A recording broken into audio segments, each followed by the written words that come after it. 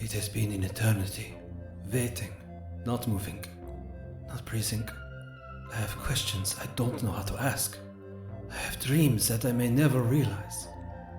Despair is my companion, ennui my only true friend. Why was I here? What was I to do? How was I to move or to think or to know? Excuse me.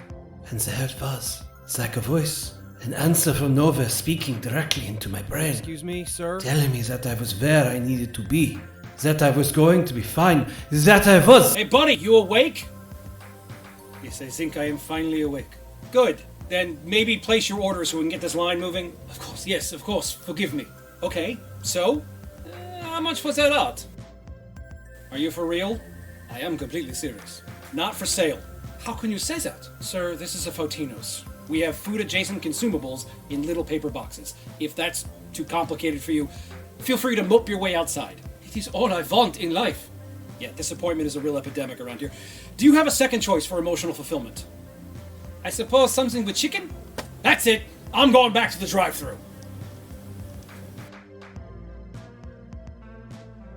Modern Art is a hand management, auction, and speculation game originally released in 1992 and designed by Reiner Knizia with graphic design by Fabio De Castro, and the rest of the art, which is the centerpiece to the game, by Manuel Carvalho, Sigrid Thaler, Daniel Mellem, Ramon Martins, and Rafael Silveira. The goal is to have the most remaining money at game end after participating in multiple art auctions. Not going broke is the first trick. To set up, place the main board in the middle of the table. Shuffle a deck of painting cards and deal out cards to each player depending on player count. For example, 9 cards each in a 4-player game. Each player receives a 100 money token representing $100,000 and a museum screen of their choice to hide their money tokens behind. Place the bank supply of money tokens nearby. The youngest player will start the game and receives the auctioneer hammer. In Modern Art, players take on the roles of art dealers, buying and selling paintings to get the most money possible. There's no time to stop and appreciate it. Buy, buy, buy! The game is played over 4 rounds, each consisting of a number of auctions of the various artists' works. The player holding the wooden hammer is the active player or auctioneer, and will take a turn by placing one of the cards in their hand face up on the table to start an auction. The cards will show both the artist who created them, as well as one of the 5 auction types. The auction types define how the auction is processed and include open, where players simply shout out their bids until no one wants to go higher. One offer, starting with the player left of the auctioneer and going clockwise. Each player may either bid or pass. Hidden, a simultaneous bid with each player putting between none and all of their money secretly in their hand. Fixed price, with the auctioneer setting the price and going clockwise until someone pays for it or they buy it. And double, in which another of that artist's paintings are put up at the same time. All bids are in at least $1,000 increments, and when necessary must be more than the previous bid. It should go without saying, but you can't bid money you don't have. When an auction is completed, the money paid goes to the auctioneer, and if no one bid on it, then the auctioneer gets it for free, excepting for the fixed price, where they pay that amount to the bank. The next player in clockwise order takes the hammer and starts a new auction. The round ends once a 5th painting for a single artist is played, however that painting is not auctioned. The first, second, and third most played artist is determined, and they are noted on the board with the 30, 20, and 10 value tokens respectively. This is the value each of their paintings is now sold for, with the players discarding those purchased paintings and taking the total earned from the bank. Keeping their remaining cards in hand, they are dealt some additional cards and the next round starts. After selling paintings in the 4th round, the game ends and the player with the most money wins. No listed tiebreakers, but aren't we all winners when we take the time to appreciate art?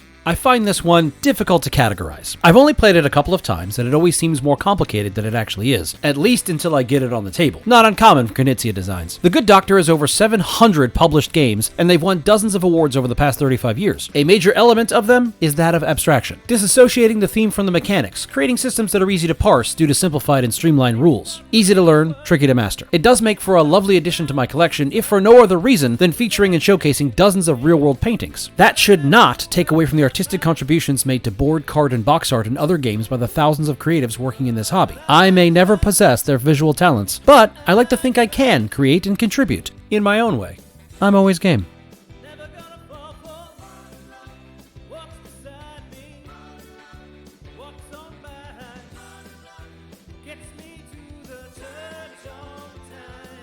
I really can't decide. Can you tell me how many calories are in the pizza-ish lumps?